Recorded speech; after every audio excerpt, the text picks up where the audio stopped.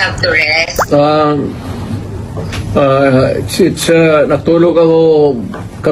Natulog kami buong araw, ma'am. That's nice to hear. Okay, sir. Unang-una, how are you po? Talagang ang daming gusto magtanong, kumusta po si President Duterte? Sa awa ng Diyos, okay ako.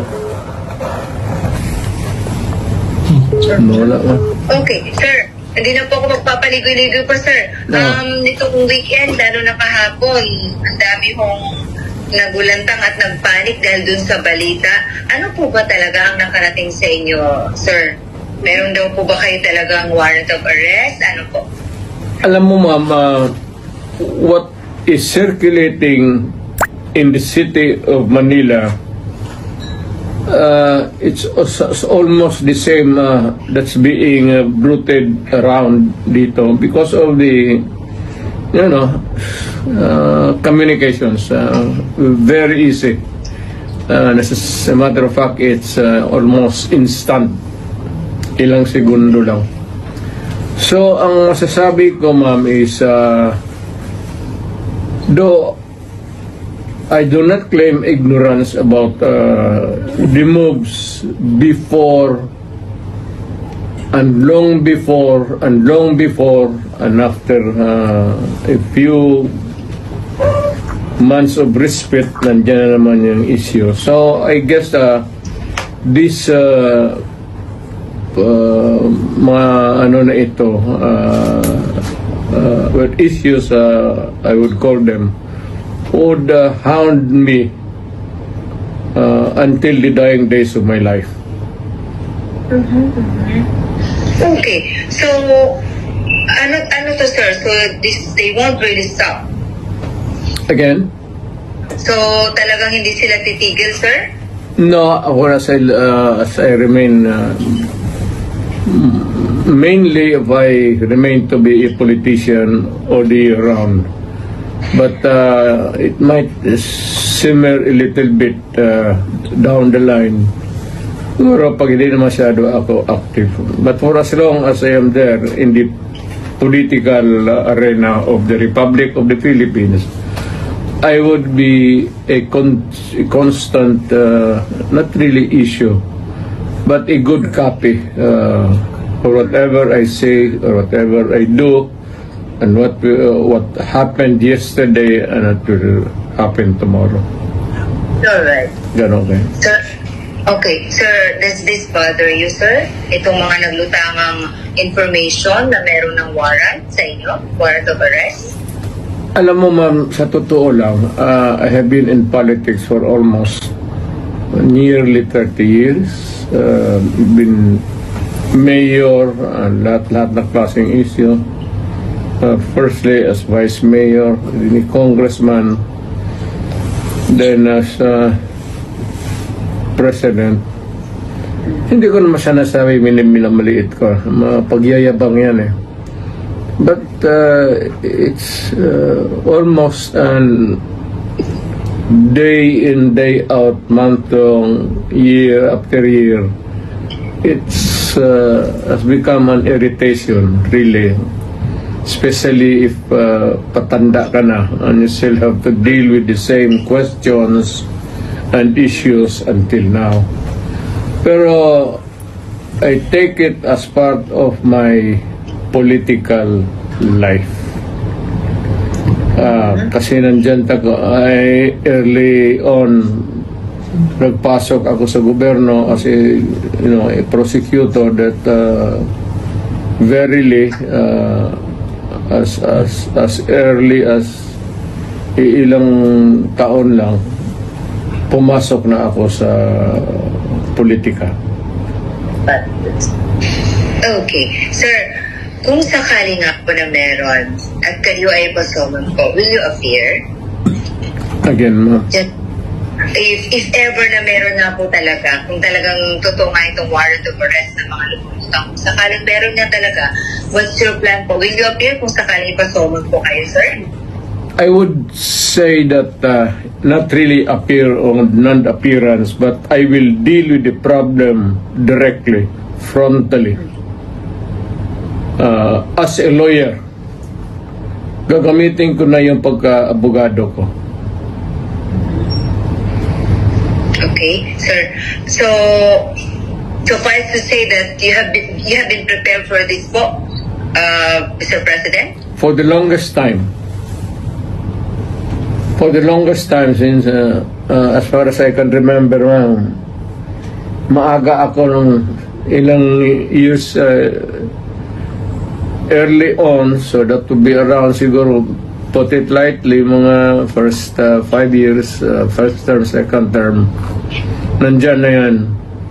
So, I have learned to deal with the problem directly, frontally, and walang pasikot-sikot. Alright. I have been very frank all these years. Alright. Okay. Sir, aside from this po, sir, meron din pong i-finance sa inyo sa DOJ na inciting to sedition. Unang-una, what's your take on this po, sir, na kayo po ay napailan ng ganito, sir? Is it the sedition ngayon? That's different, sir. Sir, from ICC, sir, meron din po, di ba, sir, may pinal din po sa inyo inciting sa DOJ? Inciting to sedition?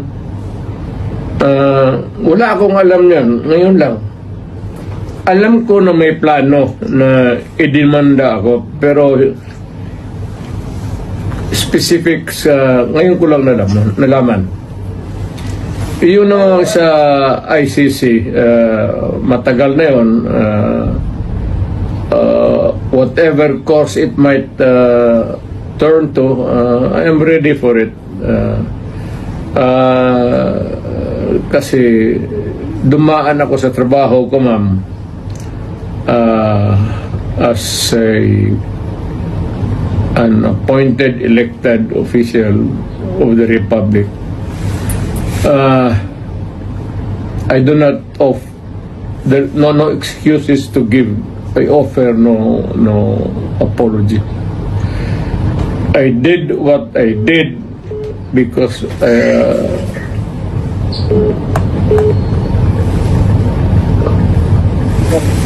Okay. Well, to continue, I said I did what I had to do kasi trabaho ko at ginawa ko. Whether or not it would run me down or push me up, it's too early and it for history to make the accurate count. Wala ako. I do not want to judge myself, except that I answer the problem, the questions, whenever it crops up. alright. Okay. Sir, amidst all these, issues about your, the arrest warrant po ng ICC, pinag-uusapan din po ngayon, syempre, yung impeachment po ni VP. Is it true that are you really going to join his defense panel, Mr. President? In her, rather, defense counsel po. In her defense team. Yes. You still join, sir? Pero Yes. you want the defense, the lead counsel anymore, sir? Well, I will deal with the multiple problems as they come along, and there will be a lot of them. But the basic issues remain the same. Alright. Sir, nakapag-usap na po kayo ni VP? She was beside me a few minutes ago, after dinner. Alright. It's good to hear you have dinner together. Sir, ano pong pinayo niyo sa kanya, sir? If there's any po. Na pag nawala ako sa political scene, either natanggal ako o namatay ako or whatever, for any reason, sabi ko sa kanya, hiningi ko na sa Pilipinas na tulungan ka pagdating ng panahon mo. At tumakbo ka ng presidente.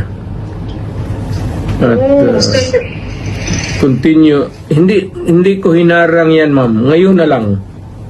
Of late. Because I think I'm pretty with this kind of problem pa ulit-ulit.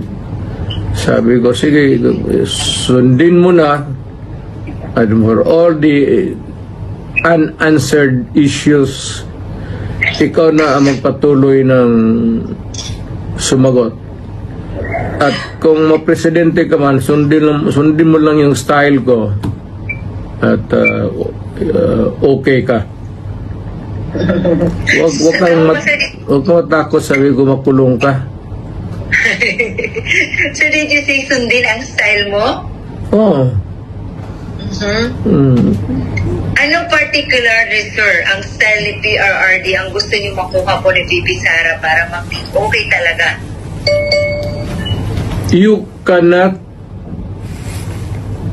change the Philippines overnight into a trouble-free country. But you can minimize the misery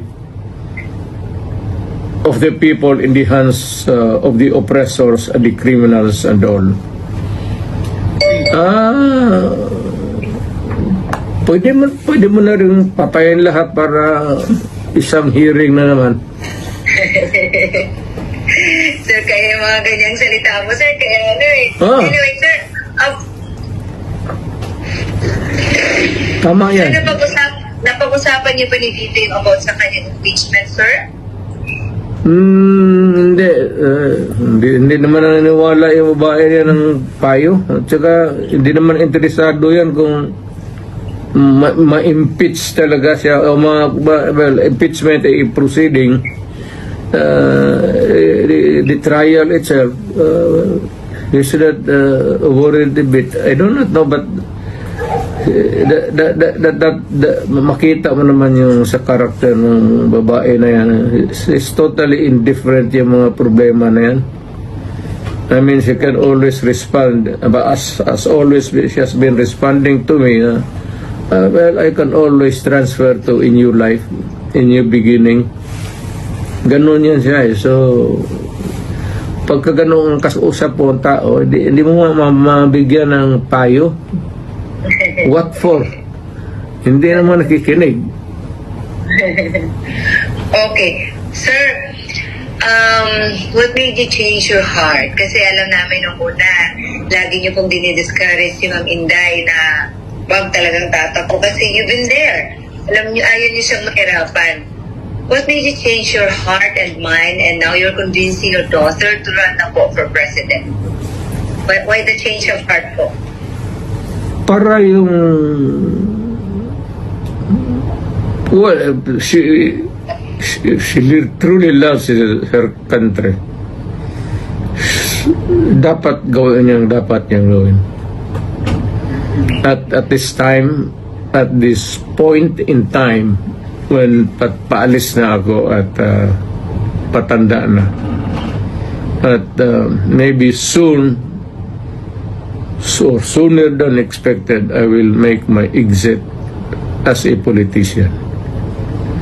And then how did she respond, or what was her reply po to you, sir? I think si Inday has become a political animal. Kasi lolo niya